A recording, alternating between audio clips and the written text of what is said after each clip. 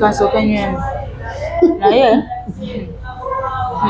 tewayagala mu mama nina okunywa mukomera we nali ndi mukomera buno saabunywanga obakaleeta n'abaali bakaleeta nga sigunywa nga mbeekengera nga badi mind nyingi keba emmere nga sigirya tewali firiddeyo asobola fa naawe ate okufa yenji munaye oba tolya tonywa era nsobola mbuge sobola n'omumala omwezi nga sirya bwe kitegeeza tosobola kusiiba gweggaali obusiibansiiba naye nebe sisiiba tosobola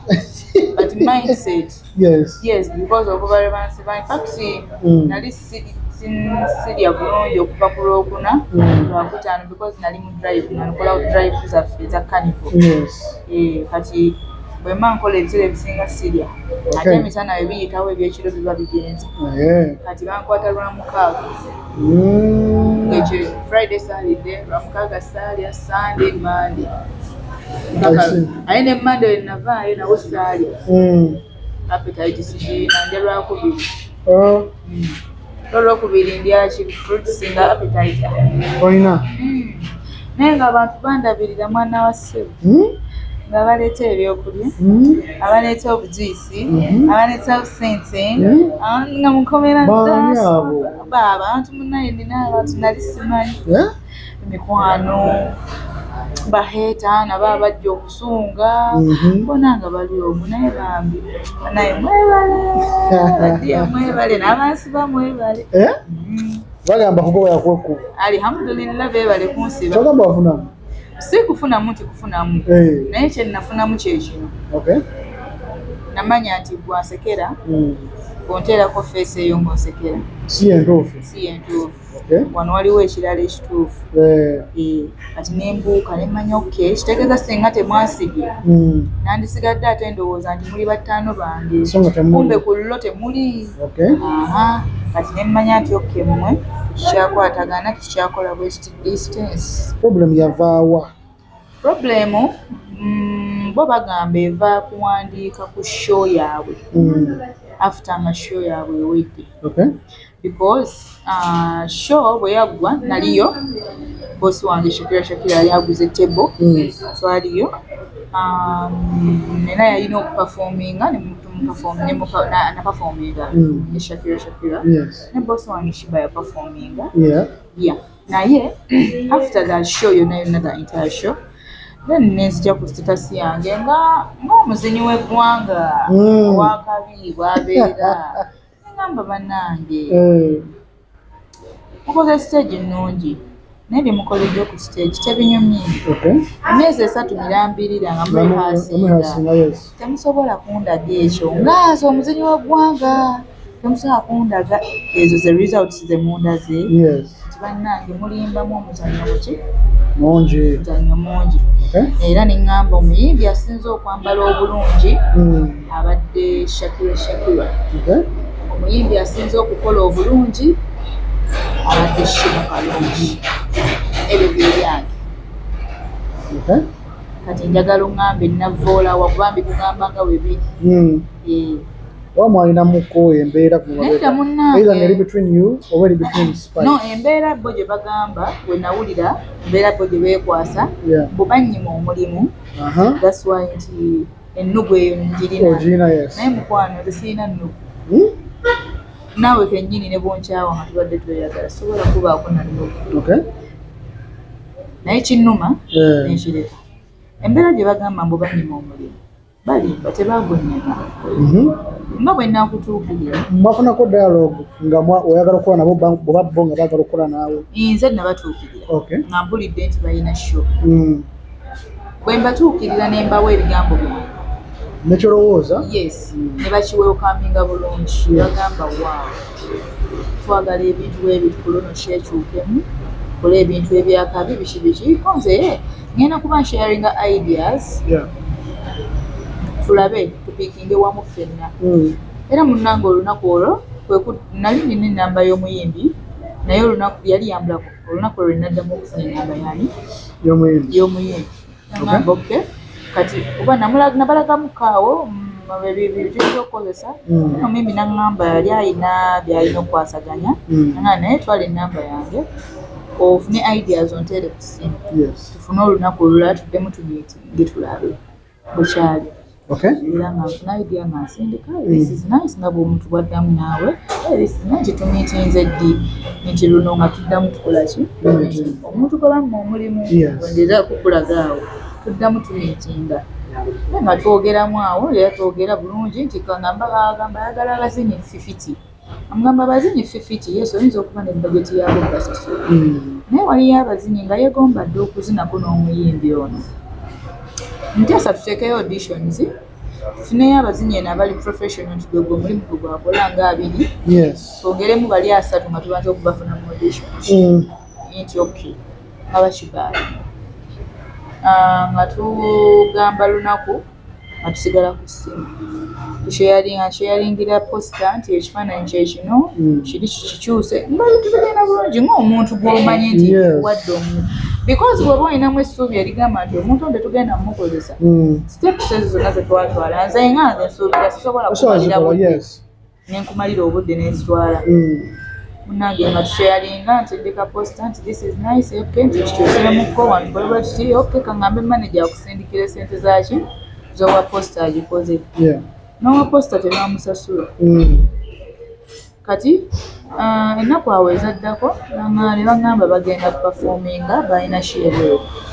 ŋŋamba tujja kwogera nga bakomyewo oba tusigale ku ssimu nga twogera nze okay kati awo wonna bagendanga ebintu birungi neddeeki tumaze ogikola eya auditions nga tubuzeeko kimu kutaka flyer tupostinge everywhere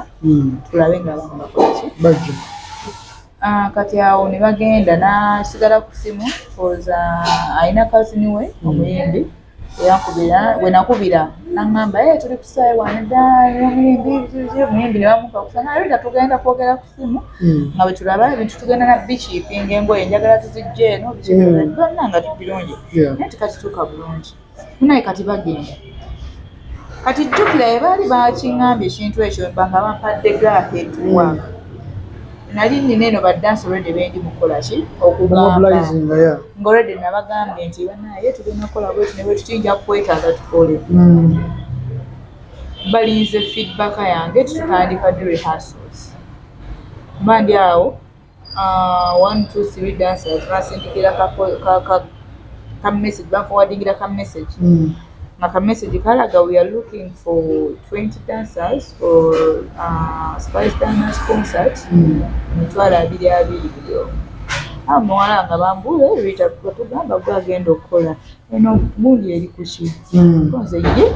sirina kyemmanyi nga neebuuza ebintu bikyuseemu ne bataŋŋamba bra what's going on nenkakwata nenkuforwardingira omuyimbi ne manager ne mbabuuza ebintu byakyukamu nesimanya kyekigenda mu maaso omuyimbi n'atanziramu nenkwata essimu nenkubira mu manager naŋŋamba Ritah nze besirina kyemmanyi Ritah ate kati omulimu nagukuwa kati ate Ritah nze sobola kukola bintu bya kidongo weebityo Ritah ebyo nze sibimanyi konze munnange bwe mbifunye ne ŋŋamba bembuuza manager because nze mmanyi tukwatagana ate kati Ritah ebyo sibimanyi byonna abisindika mulalu kanywemu kati olwendo lwakajuisi kati okay nga ŋŋamba okay ngera abaana mbadde ŋŋamba manager agambye bitakola ki tabimanyi yenna abisindika bayitawo wazitadde oba ssaawa nga nfuna audio era ng'abantu balaga bali serious baagala baana nno nga balaga bakola na group audio haso zigenda kukola ki kutandika era audio nga ngiforwardingira abantu manager nga nkubira ngamba Ritah nze bino sikola ki emwanze nkukkiririzamu because bw'oŋŋamba ekigambo kyo mankimanyi emwana naye nabano balaga bali siri Ritah nze kugambika makita nze sobole kwogera bintu byakyo Ritah kanve eno nkomewo tugenda ku meeting tukole ki twogere kati nga ndabuka ntandikirawo recordinga buli kimu ngamba embeera bweba ekyuseemu saagala ndabike ng'omuntu omubi okitegeera kati munnange Nantula wansi nga mbuuza abaana baali bansindikira nti ani abasindikira buno bugundi nti beetaaga abantu nga baŋŋamba erinnya baŋŋamba erinnya nga ŋŋamba kino kisobola okuba ekituufu ŋŋamba because bwe twali twogera n'omuyimbi at first nali muwadde gundi nga mugambye tukozese Steve Jean n'agamba nedda tugenda kukozesa Bushington ngamba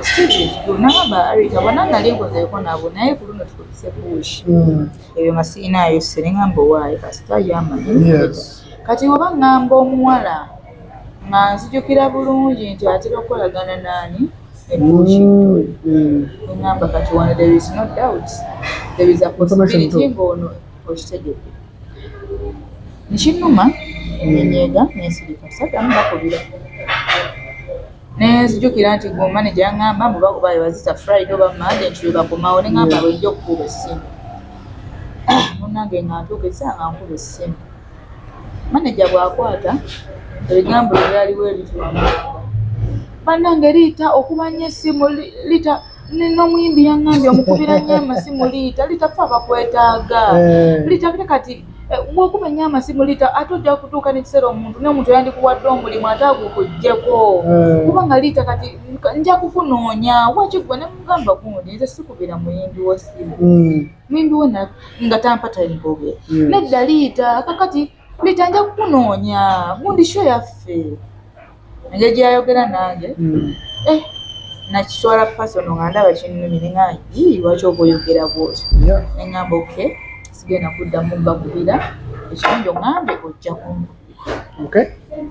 ebintu ne bigenda mu maaso kati abaana akubamu abansindikira gundi ezo mulimu bambi abaddala era ye bansindikira mizega nga Ritah woba sigwa agenda choreographing eyo show nze sigenda kukola because waliambyeko nemba ngamba nedda bannange saagala negativity mugende mukole nze wemba sikoze there is a reason as to why sikoze ekyo Ritah nedda walaba badansa bano nembanga anza ekinnumye naye nti wo waliwo ensonga lwaki kiriwo ekiti buladinga nkyesonyiwa ngera bagenda mu maaso nga bakola n'enteekateeka zaabwe yes naye wayitawo zalinga nnaku nga abaana nga bansindikira nnyo gundi zala buno abaana yenze mulekerawo kunsindikira ayagala ogenda okukola akole ki agende ate ayagala agenda kukola salawo nga gwe sigenda kukola kati bansindikira kyantraumatizinga nnyo mbwomu nenyiiga nezzamu nensitula obusungu nga naye mwana nenkebera mu gundi zange n'omuyimi nga ŋŋamba ono mwana ono bulijjo njogera naye waagwana kati mutima neŋŋamba bwemba nina ekintu wozi nze ninasengawo omutima gwange nsooka neneebulirira nga naye mwana bwemba nina ekintu ngankadde gundi oli gundi gaheedi oba ŋŋambye gundi bwemba nkyusiza nze mbadde nsuubirmwandiŋŋambye nti kireke tukole bwetuni because si kibi nenombilowooza byonna neŋŋamba naye nedda nga nkwata simu yange nga ntayipinga message ntayipingira omuyimbi era wenamala okimutayipingira nengifuwadingira ne manager message yange negamba natera muyita ddi ekitegeera nina obwongoze nti nawe bwe nkumanya nti Josh Jane kati P Jani is a name kati nja kuyita J namugamba ddi how are you doing munnange nina byempulira lerere byenangabyogera amuna naye sibalinaako buzibu ddi kukola konsati yo oli waddembe okusalawo kyonna kyoyagala because this is your show naye nga bwe natwala obudde bwange nenzija nembatuukirira netwogera byonna byetwogedde noŋŋamba nti nemupaga ahead kyenabadde nsuubira nti byonna ebyandikyuseemu era mwanditextinze ne muŋŋamba stop whatever you're doing ebintu byakyuseemu sandikubaddeko na buzibu because eno show yo nemba ŋŋamba ti ntutte ebbanga ŋŋamba kubira amasimu mbabuuza namundaga temulina kyemumanyi yet you know nemmala byonna nabyogeraawo nemmala nemugamba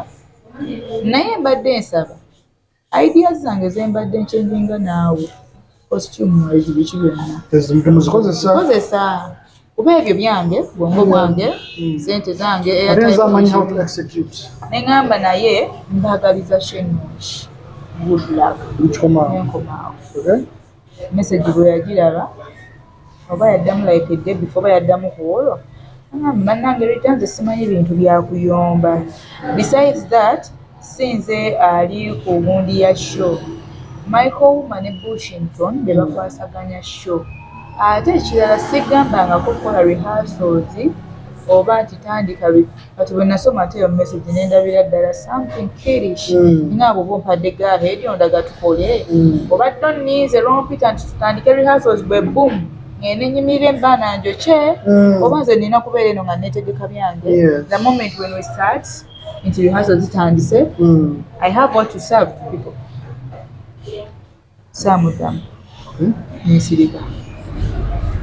mwe nasoma message nga ndaba ziri kiddish saaziddamu neŋŋamba Ritah kasita message yo gituusiza gy'obadde oyagala okola ki ogituuse etuuse period ekyo nenkivaako era obusungu ne bunvaako era nenzikakkana wayitawo ennaku zaalinga 2 sina nnaku because alabika we yagiraba n'agamba manager nti Ritah yakoze eki bulaadi manager yansindikira audio mangu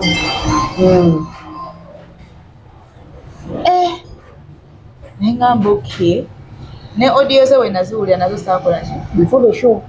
before the show nazo saa bino byekugamba okusindika message eyo nga mabega ddala nga ne rehearsals baakatandika ddala manager yanvuma bulaadi nze ndi mugezigezi because nga nayagala lutalo wandyevumidde awo nga bwonziramu bwe nkuddamu bwe yanvuma yasindika audio ku nnamba ye gyennyina ya MTN ginali nnyina ya MTN bwe yalaba tekimmalidde n'akyusa Airtel esaagirina n'aforwardingira message namuforwardingira naye n'addamu n'akola ki n'avumirayo ne mutima neŋŋamba oba onvuma oba tonvumye good enough mu byonna bye nkuwandiikidde sirina we disrespectinze muyimbiwo kugambe mu buntu gw'oli waddembo kitwala nga bw'okyagala neŋŋamba Ritah kati okwate audio omuddemu mwevume waayo neŋŋamba nze message yange etuuse ku kyonna kyoyagala kikole era message zaabwe saaziddamu bwe bakola ku show ineriwe mulimu kye bakozesa nga kyali kikyo oba dance moves oba costumes nga wali baganda saabiteekako nnyo sira because ebbanga lyali liyiseewo ate kyengawe nkolaze nti ze sikuuma busungu byonna nali mbivuddeko nembivaako like then and then ennugu gye nalina luli nga ndaba sinnabaatulira kikinnuma nti mwandiŋŋambye nti stop nti lekeraawo waliwo abagenda okikwasaganya because omuyimbi bwe yansindikira message eyo nga wawandi mulimu line eraga nti Bushington n'Owuma be bali mukwasaganya show in my head I was like bwe babanga be bali mukwasaganya show because omumanyi twamiitinzeeko sigumuseebi wandibagambye ninawo omuwala gwe mbadde meeting ono Omuzinyi oba musobola okukwatagana ne mukola ki nemukola mwana but tosobola kunjuliriza nti gundi yakola ki yali production ya show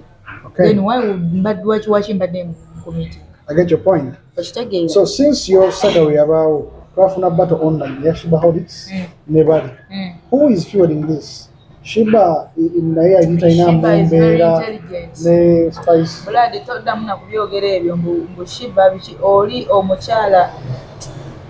One as a Mukam and blessings, and you go back to another and call another. But Dala. Okay. Ate balina obumu bakiyita bumu but ddala they are not fake kati Shiba tayina lunaku lwayinza nakeera kufiweringa lutalo kuki mbu Shiba leka naawe because okuva sagayo yabaawo tiimu eno nedda tereka kugeza CNN kuki ani CNN olegeza CNN oba Taga TV oba STV ogeza kuki ani CNN ani STV nati kyengezaako okulaga njale CNN tesobola nti zino nawe zikuba emmundu nezikola zya CNN esigala CNN unless ejja kukwata ku mukono ekugambe jangu nkuwa omuliro oba jangu kuyigiriza engeri setondangako just nakyogera kiveewo ate era nakyogera on behalf of my mom bw'oba okyalina maama wo nga mulamu anti nze ku nsi kuno ekiyinza okunnafuya mmange era nti abalagamba mukwano simanya biki ze mmange yannafuya era singa nali simulina ku nsi kuno osanga singa nkyali mu kkomera oba singa tukyapiisana because ku byonna bye nayogera saayinako kyanjwanjwa kye nayogera ekyenjwanjwa y'omuntu lwe bagamba nti yavuddeyo n'awayiriza omuntu sirina kye nawaayiriza yamaani byonna nabyogera nga mbinako obukakafu newesandibadde na bwino bwakyo naye nakikuwulidde ng'okyogera yensonga lwaki mbavuddeyo ensonga lwaki bakusiima eno odiyatha bali bagala kalivo yefu okuye byonna bisobola okubeeramu because nze nasooka blood okuwaabira omusango ogwo ne nguwaabira ku Ekatwe police station nga mmaze owulira audio zaabwe nga n'ebyejjinja bibaddewo ne mugamba baaye blood nze gwange oba bo nze natwalayo bateekako oba defamation no not defamation violence oba bateekako biki mbireseeyo bireference waka but nze bwe namala owulira ebyo byonna nenziruka ku poliisi nenekubira omulanga nti bannange nina obuzibu buno na buno maze owulira audio z'omuyimbi because nze boss wange Shakira azirikodinga mukubira ate no yeebaza ne mukama because yamulikodinga late yayogerera essaawa oba ng'emu kitundu ku 2 kati ono atuuka ekiseera ngamba mwana nze ntuse ndikodinga nga ndaba obusungu bwakozesa expression eyo gy'ayina n'ebigambo siina ngeri gye ngenda kigambamu okiwulire nga bw'akyogera engamba kanki recording enkuwe bwino nga singa nayagadde mu recording nti ndikodinge kuva mutandikwa kyandibadde waasi nemwe ati kati sisobonze siri mudongo sisobola wulira ku bino oŋŋambe nti nno wonna alemererwa okunkuba ogenda kupangisa babbawunsa abo bankube nange kale singa teyagamba babbawunsa osanga twandyekubye nga ŋŋambye one on one naye oteekako babbawunsa bo basobola okunkuba kuba bangi naye singa nagamba one on one ogwo Jenjje Mukituli ebyo kati nandibadde osanga sagende ku poliisi naye nti namugamba naye sooka olindeko Shakira kino ekintu kibisiri mwana koza sooka nemubuuza Shakira sooka olinde bwe weebuuze mu bwongo obwo nsonga kyekutuusa ku buno obusungu bwonna because sinze nzekka ayogedde ku sho nti teyanyumye namugamba ndaba media personalities abalala abantu balina ne following enene tamanyi yange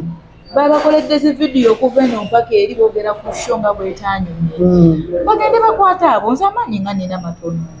ngamba kakati meaning bagenda kukwata buli omu because everyone was talking about the show n'atamanyi n'atalina kyamanyi yatuuka ekiseera n'alala agamba naye tekikoze eki tekinyumye ate nga si kibi kuba nawe osobola okufuluma ewunga weeraba nti onyumye gamba nti si n'omu naye nga buli woyita bagenda kugamba oyitanyumye naye gwe nga wavuddeyo olaba obunzi onyumye naye kikuwa kyakukola ki kyakulabirako ki nti omuntu wagamba nti tonyumye nandirowoozeza nze mu bwongo bwange obutono kale nti ate eyo yanjagala bwangamba nti tekoze eki nanzireyo ne revisinge nekyeribiza ate mulage nti kyewayogera nakiwulira nenkitwala okitegedde emboozi ya Ritah dancehall enyuma teggwayo naye nga baaba olimba promoter nze era bateekamu akasente tusoke tulabe sengeni nestv kigwa kitya ntegeramu ddala sente anyways nga tumaliza Ritah olina dance studio gyogulawo very soon next week bannange nina sobola okatinga mukatono kanjagala omwami yatuyambeko akakwate nankogerako tugenda awo nini wawandigidde Ritah tutandikira kuwera kansooke nywemu naye eweyaganywamu maama nina okunywamu mukomera we nali ndi mukomera abuno saabunywanga obakaleeta n'abaali bakaleeta nga sibunywa nga mbeekengera nga badi mind nyingi kebe emmere nga sigirya tewalifiriddeyo asobola fa naawe ate okufa yenzi munaye oba toli atonywa era means obulamu bugenda nsobola n'omumala omwezi nga sirya bwe kitegeeza tosobola kusiiba gwe eggaali obusiiba nsiiba naye nebe sisiiba tosobola but mindset yes because of relevance in fact nali sirya bulungi okuva ku Lwokuna Lwakutaano because nali mu drive nakola drive zaffe za carnival kati bwe mma nkola ebisera ebisinga sirya ate emisana we biyitawo ebyekiro biba bigenze kati bankwata Lwamukaaga ekyo Friday Saturday Lwamukaaga saalya Sunday Monday aye ne Monday we navaayo nawo saalya appetite sigirina ndya Lwakubiri Lwakubiri ndya ki fruits nga appetite olina naye nga abantu bandabirira mwana wa ssebo nga baleeta ebyokulya abaleeta obujuyisi abaleeta obusente nga mukomera abantu munaye nina abantu nali simanyi emikwano baheeta naba bajja okusunga bona nga bali omu naye bambi naye mwebale n'abansiba mwebale bagamba kugoba yakwekuba alhamdulillah bebale kunsiba kyagamba wafunamu si kufunamu tikufunamu naye kye nafunamu kyekino namanya nti gwansekera onteerako feesi eyo ng'onsekera si yentuufu wano waliwo ekirala ekituufu kati nembuuka nemanya kitegeeza singa temwasige nandisigadde ate ndowooza nti muli bataano bange kumbe ku llo temuli kati nemmanya nti mmwe tukikyakwatagana tukikyakola west distance problem yavaawa problemu bo bagamba eva kuwandiika ku show yaabwe after amashow yaabwe ewedde because show bwe yaggwa naliyo bosi wange Shakira yali aguze table twaliyo nena yalina okuperforminga naperforminga ne Shakira ne bosi wange Shiba yaperforminga naye after that show yonna the entire show then nenzija ku status yange ng'omuzinyi w'eggwanga owakabi bwabeera ngamba bannange mukoze stage ennungi naye bye mukoledde ku stage tebinyumye emyezi 3 mirambirira nga mwehasinga temusobola kundaga ekyo ngaaza omuzinyi w'eggwanga temusobola kundaga ezo ze results ze mundaze bannange mulimbamu omuzannyo muki muzannyo mungi era neŋŋamba omuyimbi asinze okwambala obulungi abadde Shakira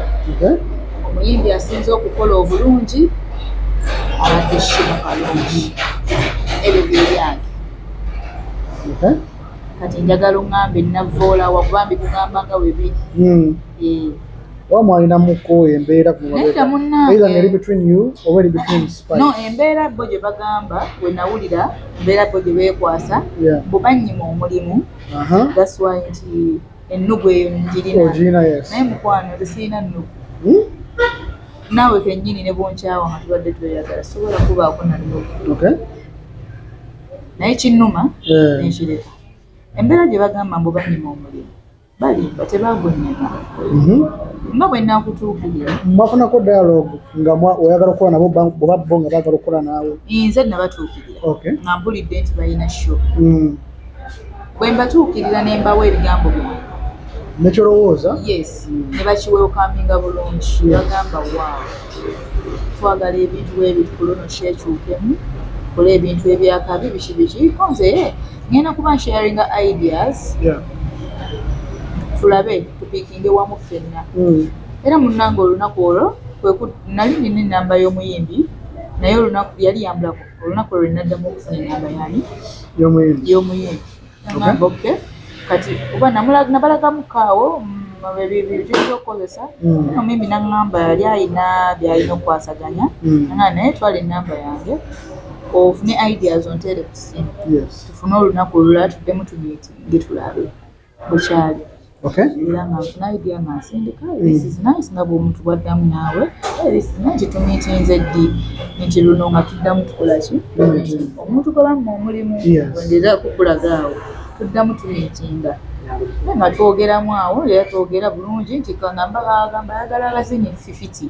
amugamba abazinyi 50 yesu oyinza okuba ne bageti yaabo basasula naye waliyo abazinyi nga yegombadde okuzinako n'omuyimbi ono ntiasa tuteekeyo auditions tufuneyo abazinyi abali professional nti omulimu gwe gwakola nga 2 twongeremu bali 3 nga tubanza okubafuna mu auditions nti okay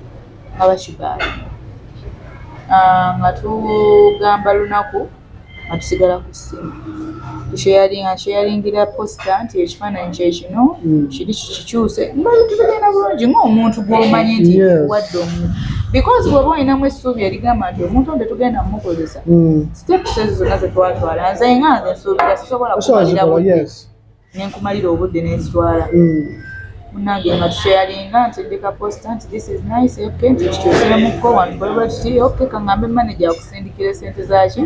zowa posta agikoze nowa posta tebamusasula kati ennaku awo ezaddako ne bagamba bagenda kuperforminga balina shereero ngamba tujja kwogera nga bakomyewo oba tusigale ku ssimu nga twogera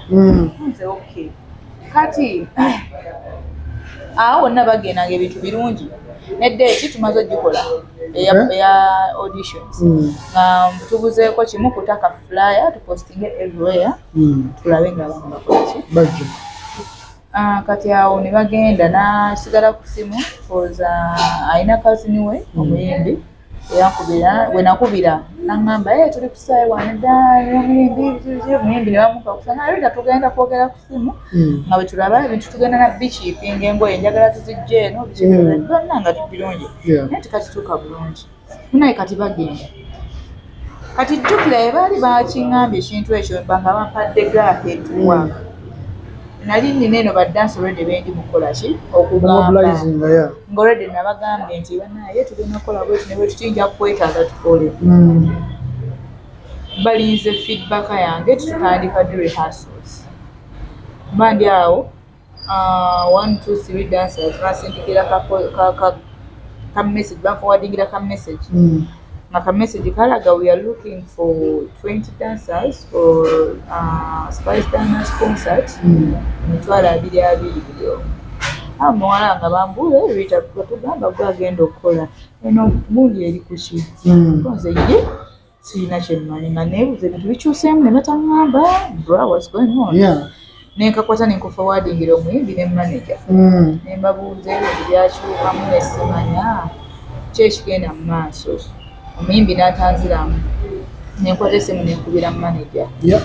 naŋŋamba Ritah nze besirina kyemmanyi Ritah ate kati omulimu nagukuwa kati ate Ritah nze sobola kukola bintu bya kidongo webityo Ritah ebyo nze sibimanyi konze munnange bwe mbifunye neŋŋamba bembuuza manager because nze mmanyi tukwatagana ate kati Ritah ebyo sibimanyi nawe nabisindika mulalu kanywemu kati olwendo lwakajuisi kati okay nga ŋŋamba okay ngera abaana mbadde ŋŋamba manager agambye bitakola ki tabimanyi yenna abisindika bayitawo wazitadde oba ssaawa nga nfuna audio era ng'abantu balaga bali serious baagala baana nno nga balaga bakola na group rehearsals zigenda kukola ki kutandika era audio nga ngiforwardingira abantu manager nga nkubira ngamba Ritah nze bino sikola ki nemwanze nkukkiririzamu because bw'oŋŋamba ekigambo kyomma nkimanyi emwana naye nabano balaga bali siri Ritah nze kugambika kakita nze sobole kwogera bintu byakyoka Ritah kanve eno nkomewo tugenda ku meeting tukole ki twogere kati nga ndabuka ntandikirawo likodinga buli kimu ngamba embeera bweba ekyuseemu saagala ndabike ng'omuntu omubiya okitegeera kati munnange nantula wansi nga mbuuza abaana baali bansindikira nti ani abasindikira buno bugundi nti beetaaga abantu nga baŋŋamba erinnya nga ŋŋamba kino kisobola okuba ekituufu ŋŋamba because bwe twali twogera n'omuyimbi at first nali muwadde gundi nga mugambe tukozese Steve Jean nagamba nedda tugenda kukozesa Bushington ngamba kitiivu nagamba Ritah bonna nali nkozeeko nabo naye ku luno tukozese Bush eyo nga sirinaayo serengamba owaayo kasita yamanyi kati oba ŋŋamba omuwala nga nzijukira bulungi nti atera okukolagana naani ne Bushington ngamba kati wano there is no doubt there is a possibility ng'ono okitegedde Nishinuma nenyega nesirika saddamu bakubira nenzijukira nti gwe manager yaŋŋamba mbu bakuba bazita Friday oba Monday nti lwe bakomawo ne ŋŋamba bwejja okukuba essimu munnange nga ntuuka essaawa nga nkuba essimu manager bw'akwata ebigambo ebyaliwo ebitulamuanga bannange Ritah okuba nnyo essimu Ritah n'omuyimbi yaŋŋambye omukubira nnyo amasimu Ritah ffe abakwetaaga Ritah kati bw'okuba nnyo amasimu Ritah ate ojja kutuuka n'ekiseera n'omuntu yandikuwadde omulimu ate agukuggyeko kubanga Ritah kati nja kukunoonya waki gwe ne mugamba gundi nze sikubira muyimbi wo ssimu muyimbi wo nga tampa tayimbogera nedda Ritah kakati Ritah nja kukunoonya gundi sho yaffe engeri gyeyayogera nange nakiswala pasono nga ndaba kinnumi neŋŋamba lwaki oba oyogera bwoti neŋŋamba okay sigenda kuddamu gakubira ekirungi oŋŋambe ojja kunkubira ebintu ne bigenda mu maaso kati abaana akubamu abansindikira gundi ezo mulimu bambi abaddala era ye bansindikira message nga Ritah woba sigwagenda ochoreographing eyo show nze sigenda kukola because waliambyeko nemba ngamba nedda bannange saagala negativity mugende mukole nze wemba sikoze there is a reason as to why sikoze Ritah nedda walaba badansa bano nembagamba anze ekinnumye naye nti wo waliwo ensonga lwaki kiri bwekiti buladi nga nkyesonyiwa ngera bagenda mu maaso nga bakola n'enteekateeka zaabwe yes naye wayitawo zalinga nnaku nga abaana nga bansindikira nnyo gundi sala buno abaana yenze mulekerawo kunsindikira ayagala ogenda okukola akole ki agende ate ayagala agenda kukola salawo nga gwe sigenda kukola kati bansindikira kyantraumatizinga nnyo mu bwongo nenyiiga nezzamu nensitula obusungu nga naye mwana nekebera mu gundi zange n'omuyimi nga ngamba ono mwana ono bulijjo njogera naye waagwana kati mutima neŋŋamba bwemba nina ekintu kwozi nze ninasengawo omutima gwange nsooka neneebulirira nga naye mwana bwemba nina ekintu ngankadde gundi oli gundi gaahedi oba ŋŋambye gundi bwemba nkyusiza nze mbadde ensuubirmwandiŋŋambye nti kireke tukole bwetuni because si kibi nenno byonna neŋŋamba naye nedda nga nkwata simu yange nga ntayipinga message ntayipingira omuyimbi era we namala okimutayipingira nengifuwadingira ne manager message yange ngegamba natera muyita ddi ekitegeera nina obwongoze nti naawe bwe nkumanya nti Josh Janemo kati P Jani is a name kati nja kuyita J namugamba ddi how are you doing munnange nina byempulira leerero byenangabyogera amuna naye sibalinaako buzibu ddi kukola concert yo oli wa ddembe okusalawo kyonna kyoyagala because this is your show naye nga bwe natwala obudde bwange nenzija ne mbatuukirira netwogera byonna byetwogedde n'oŋŋamba nti ne mupaga ahead kyenabadde nsuubira nti byonna ebyandikyuseemu era mwanditekitinze ne muŋŋamba stop whatever you're doing ebintu byakyuseemu sandikubaddeko na buzibu because eno show yo nemba ngamba ti ntutte ebbanga ngamba kubira amasimu mbabuuza namundaga temulina kyemumanyi yet you know nemmala byonna nabyogeraawo nemmala nemugamba naye mbadde nsaba ideas zange zembadde nkyenjinga naawe costume wise biki byonna kozesa kuba ebyo byange bwongo bwange sente zange neŋŋamba naye mbagaliza shenungi good luck nenkomaawo message bwe yagiraba oba yaddamu like a day before oba yaddamu kuolwo bannange Ritah nze simanyi bintu byakuyomba besides that sinze ali ku gundi ya show Michael ne Bushington be bakwasaganya show ate ekirala sigambangako kukola rehearsals oba nti tandika kati bwe nasoma ate eyo message nendabira ddala something kirish nga bwoba ompadde gaahedi ondaga tukole obadde onninze lwompita nti tutandike rehearsals bwe boom ngenenyimirira embaana njokye oba nze nina kubeera eno nga netegeka byange the moment when we start nti rehearsals zitandise I have what to serve to people samuddamu nsirika bwe nasoma message nga ndaba ziri kiddish saaziddamu ne ŋŋamba Ritah kasita message yo gituusiza gy'obadde oyagala okola ki etuuse period ekyo nenkivaako era obusungu ne bunvaako era nenzikakkana wayitawo ennaku zaalinga 2 sina nnaku because alabika we yagiraba n'agamba manager nti Ritah yakoze eki Buladi manager yansindikira audio mangu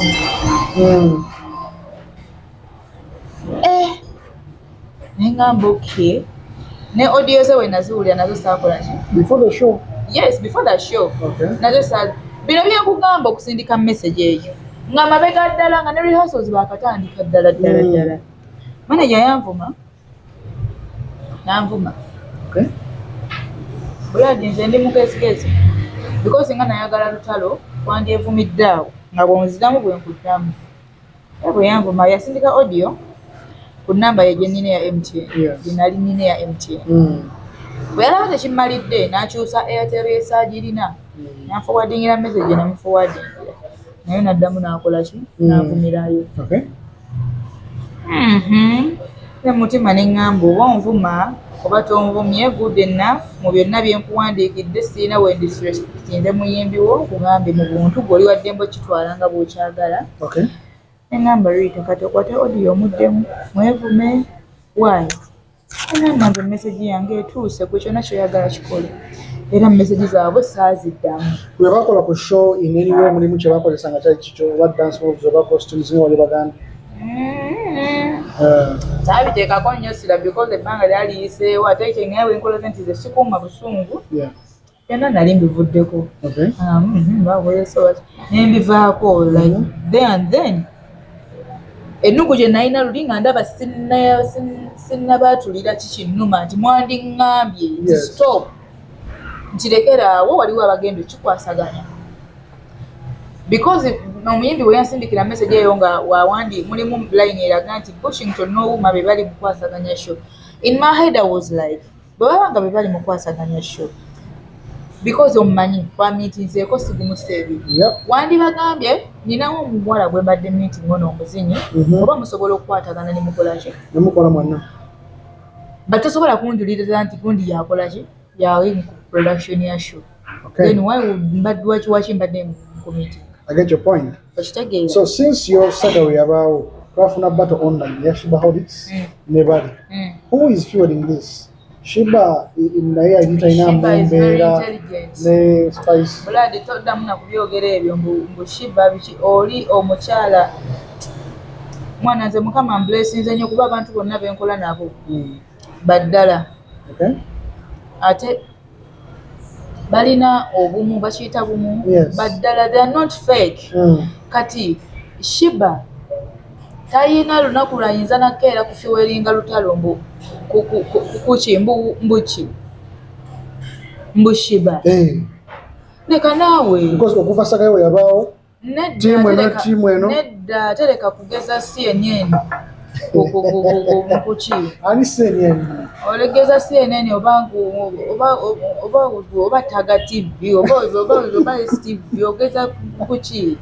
ani CNN ani STV nati kyengezaako okulaga nti CNN tesobola nti zino nawe zikuba emmundu nezikola zya CNN esigala CNN unless ejja kukwata ku mukono ekugambe jangu nkuwa omulimu oba jangu kuyigiriza engerisetondangako Justin nakyogera kiveewo ate era nakyogera on behalf of my mom bw'oba okyalina maama wo nga mulamu anti nze ku nsi kuno ekiyinza okunnafuya mmange era nti abalagamba mukwano simanya biki ze mmange yannafuya era singa nali simulina ku nsi kuno osanga singa nkyali mu kkomera oba singa tukyapiisana because ku byonna bye nayogera saayinako kyanjwanjwa kye nayogera abi kyenjwanjwa y'omuntu lwe bagamba nti yavuddeyo n'awayiriza omuntu sirina kye nawaayiriza yamaani byonna nabyogera nga mbinako obukakafu newe sandibadde na bwino wakyo naye nakikuwulidde ng'okyogera yensonga lwaki mavuddeyo ensonga lwaki bakusiima eno or the other bali bagala kalivo yefu okuliye byonna bisobola okubeeramu because nze nasooka blood okuwaabira omusango nenguwaabira ku ekatwe police station nga mmaze owulira audio zaabwe nga n'ebyejjinja bibaddewo ne mugamba baaye blood nze gwange oba bo nze natwalayo bateekako oba defamation not defamation violence oba bateekako biki mbireseeyo bifalensi waka but nze bwe namala owulira ebyo byonna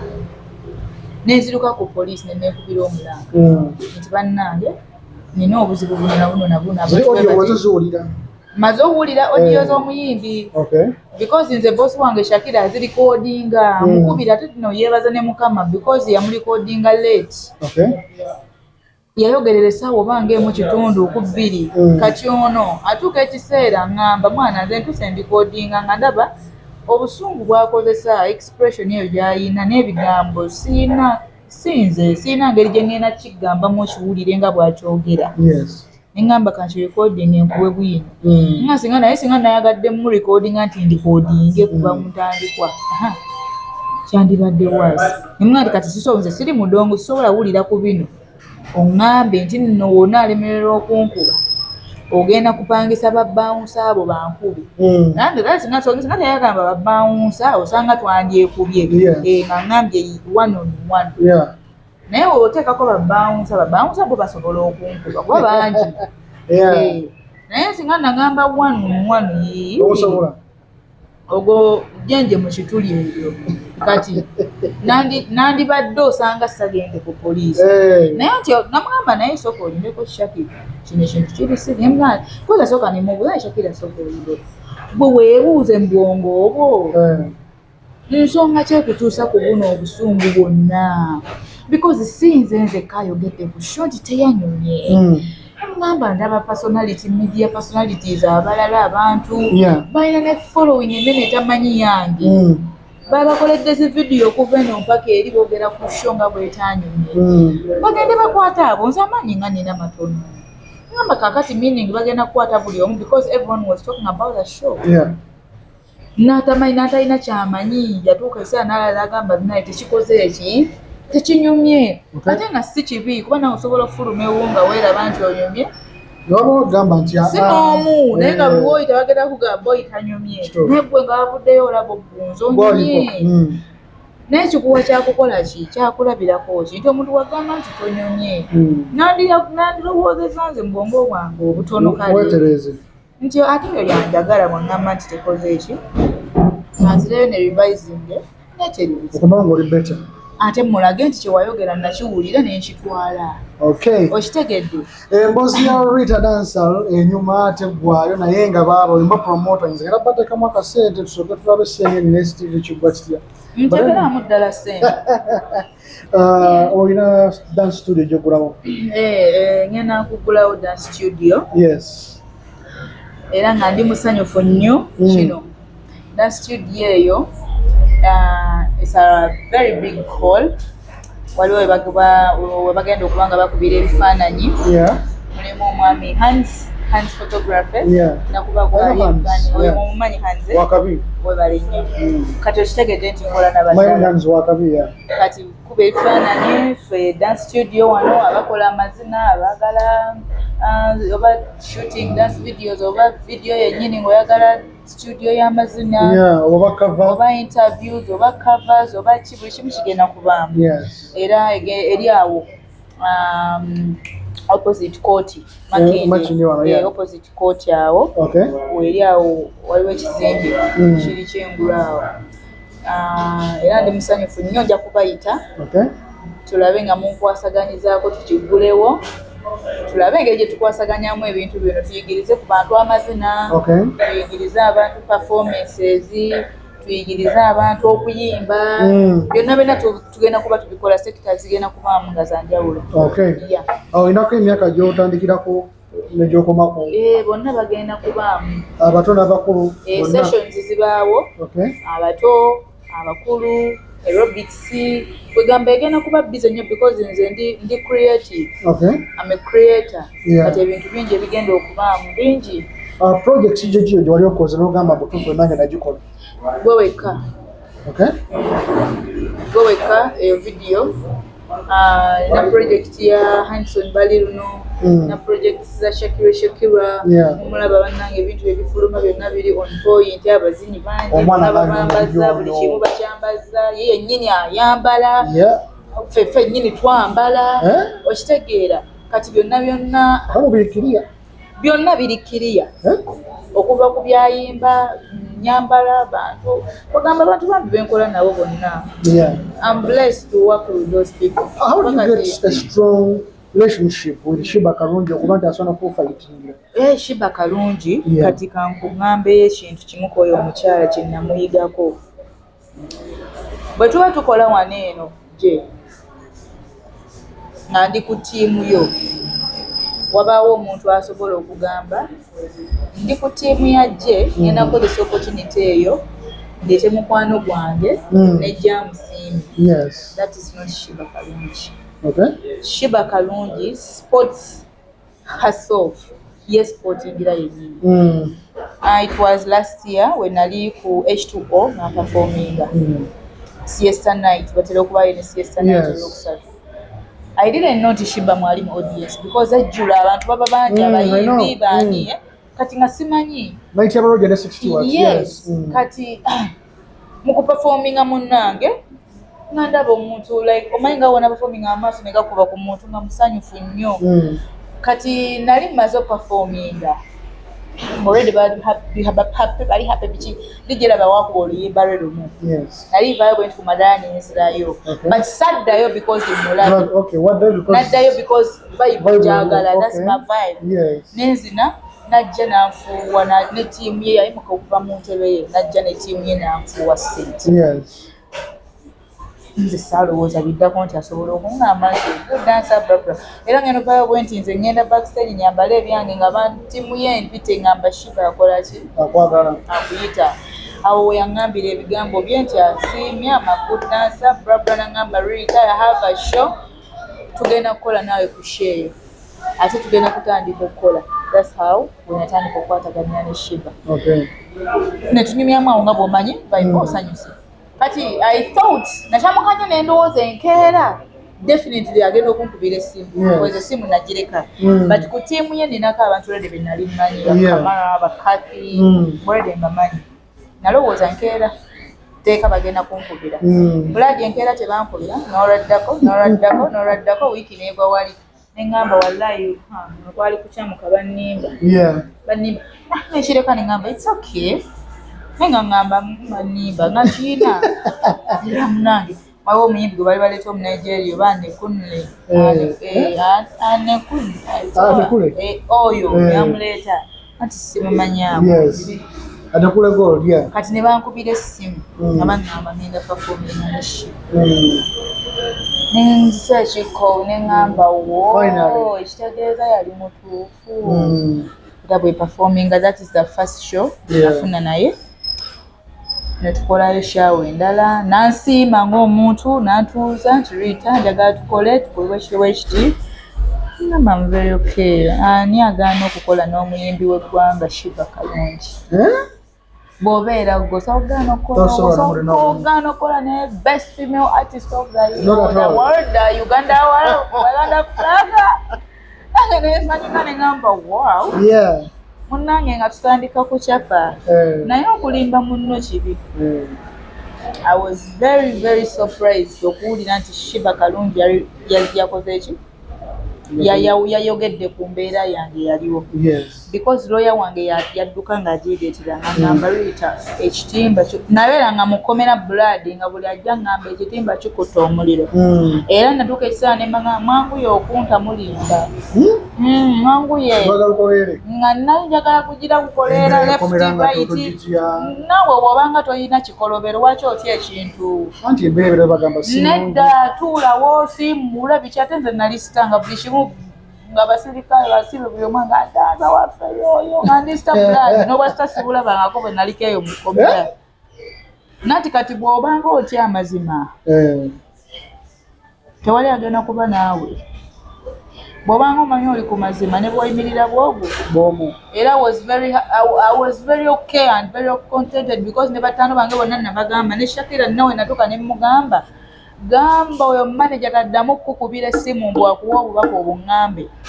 mugambe ankubire straight because ayina essimu yange abinegambire okitegedde. Niceness. Yeah, man. Nga tumaliriza abantu bakuddamu bajjukize kya dance studio. How do they access you? Social media baka namba k'essimu. Then n'abakulu abo Spice mumpirewa ne manager. Sina bubaka bwe naawe. Sina bubaka bwe because kati obwongo bwange buli busy nnyo kati tuyina endongo tufulumiza ennyimba 3 omulundi gumu. Endongo endi ku mutwe Shakira aleeta endongo mu week ejja. Bafana tuli mu studio tukuba ndongo kale kwagamba abayimbi tuli eno tuli eri endongo. Oli si muyimbi. Nati kati njagala ndongo yebayogera kubanga ate wali omwana omuyimbi Opa Fambo yakuyimbidde ng'akugamba muwedde abatalina ndongo. Ndongo ati simula abantu bano Ritah. Era bannange abantu abatulaba bambi mwebale nnyo abanwanirira ne mulaba nga yo Ritah Dancehall omuzinyi w'eggwanga ali wabweru w'emitayimbwa. Mwebale nnyo mwebale ddala nammwe abatanwanirira nammwe mwebale kuba nammwe mulina ensonga zammwe lwaki temwalwana naye mudda mujja kukyuka mulwane nange naye abantu bonna mbeebaza nnyo. Media platforms zonna ezavaayo ne zinwanirira nzeebaza nnyo taata wange baddansa bannange omukyala Nono Stage Boss yakola omulimu munene nnyo n'omwami Josh Trojans bazinyi bannange naye olaba yes n'abalala baaliwo babaŋŋamba because naye obalaba nga baalingawo lunaku bannange mwebale nnyo mwebalire ddala n'abansi bamwebale. Shout out. Niceness. Thank you very much.